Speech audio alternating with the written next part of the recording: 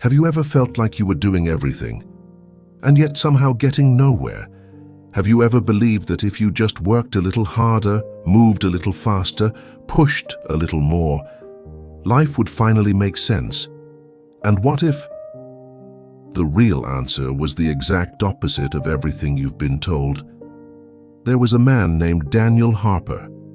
Daniel lived in Portland, Oregon, a city known for its creativity, its quiet ambition, and its constant movement. From the outside, his life looked like a steady climb upward. He worked as a project manager at a growing tech company. His calendar was always full. His inbox was always overflowing. His phone buzzed with reminders, meetings, and deadlines from the moment he woke up until long after the sun had set. If you asked Daniel how he was doing, he would smile and say, "Busy but good." But if you had asked him something deeper, something more honest, he might have hesitated, because the truth was he was tired.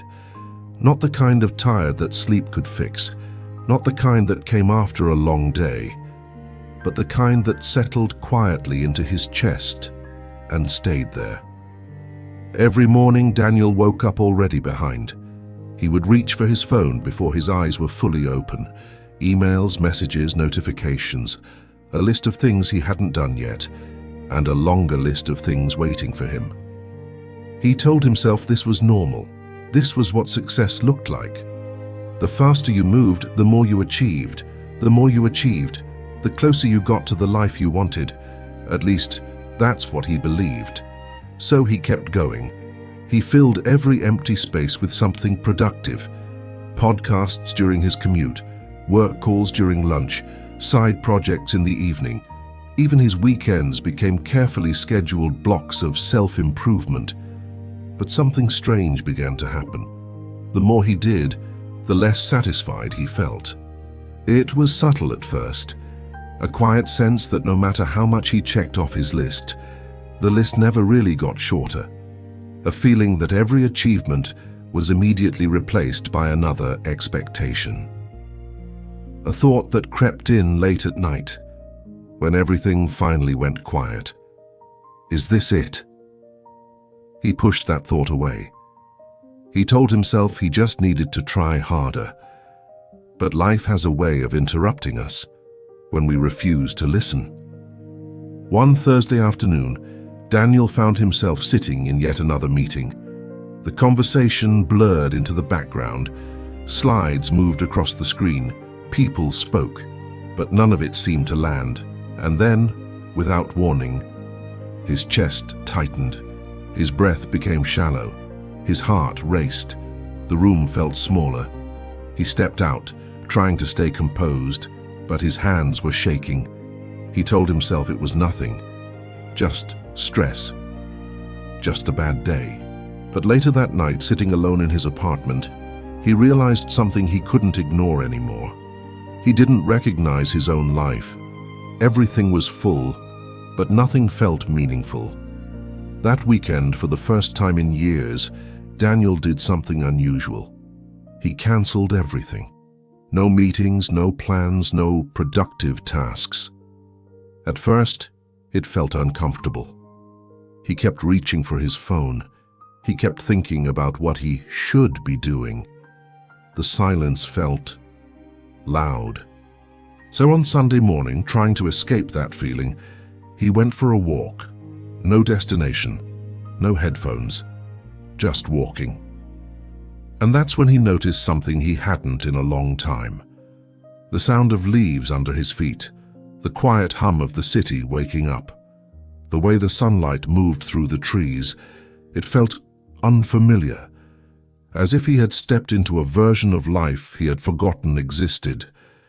He walked further than he planned, eventually reaching a small park he had passed 100 times but never entered. There, sitting on a wooden bench, was an older man. The man looked calm, not in a dramatic way, but in a way that felt steady, grounded. Daniel sat on the opposite end of the bench, still restless, still unsure what to do with himself. After a few minutes, the older man spoke. "You look like someone who's been running for a long time." Daniel let out a quiet laugh. "That obvious?" The man nodded. "You can tell by the way you sit, like you're about to get up any second." Daniel looked down. He hadn't even realized it. "I guess I just have a lot going on," Daniel said. The man smiled gently. "Or maybe you have too much going on." There was a pause. Daniel wasn't used to conversations like this. Conversations without an agenda, without a goal. "So, what do you do?" Daniel asked. The man shrugged. "These days? Not much." Daniel raised an eyebrow.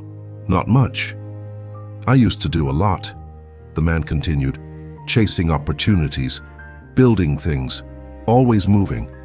I thought if I just kept doing more, life would eventually feel complete." Daniel leaned back slightly. "And did it?" The man shook his head. "It just made me better at being busy." That sentence stayed in the air longer than expected. Daniel felt something shift inside him. "So what changed?" he asked. The man looked out toward the trees. "I got tired," he said simply. "And one day, I realized something I wish I had understood earlier." He turned slightly toward Daniel. "Doing more doesn't always mean living more." Daniel didn't respond right away, because part of him resisted that idea. If doing more wasn't the answer, then what was? The man continued. "We think our value comes from how much we produce, how much we achieve, how much we can handle.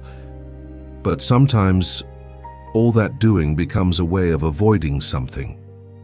"Avoiding what?" Daniel asked. The man smiled softly. "Being still long enough to ask if any of it actually matters." Daniel swallowed, because that question felt uncomfortably familiar.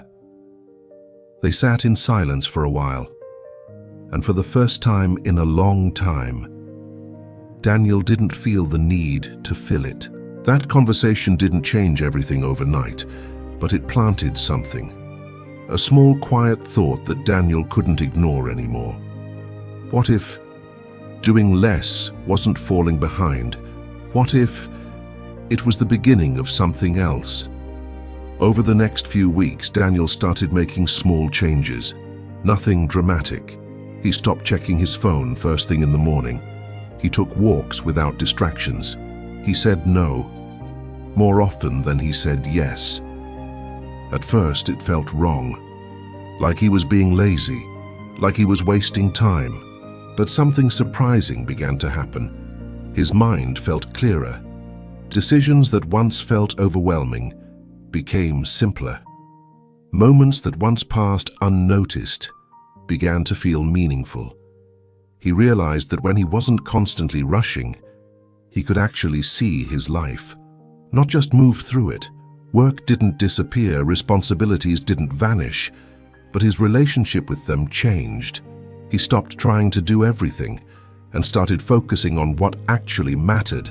Fewer meetings, fewer commitments, more intention. And with that came something he hadn't felt in years, a sense of control. Not over everything, but over himself. Months later, Daniel returned to the same park, the same bench. But the older man wasn't there. He never saw him again. And yet, the lesson remained. Because Daniel had come to understand something most people spend years chasing without ever finding. Doing less isn't about giving up. It's about letting go of what doesn't matter, so you can finally see what does. It's about realizing that your life isn't a race to fill every moment, but a chance to experience the ones that truly count. And sometimes, the most powerful thing you can do is stop. Not forever, not completely, but long enough to ask yourself a simple question. Is this the life I actually want, or just the life I've been too busy to question? Because the truth is, you can spend years climbing a ladder, only to realize it's leaning against the wrong wall. You can fill your days with endless motion and still feel like you're standing still. But when you learn to do less or to intentionally, something shifts. You begin to notice, to reflect, to choose. And in that space, you don't lose your life. You finally begin to live it.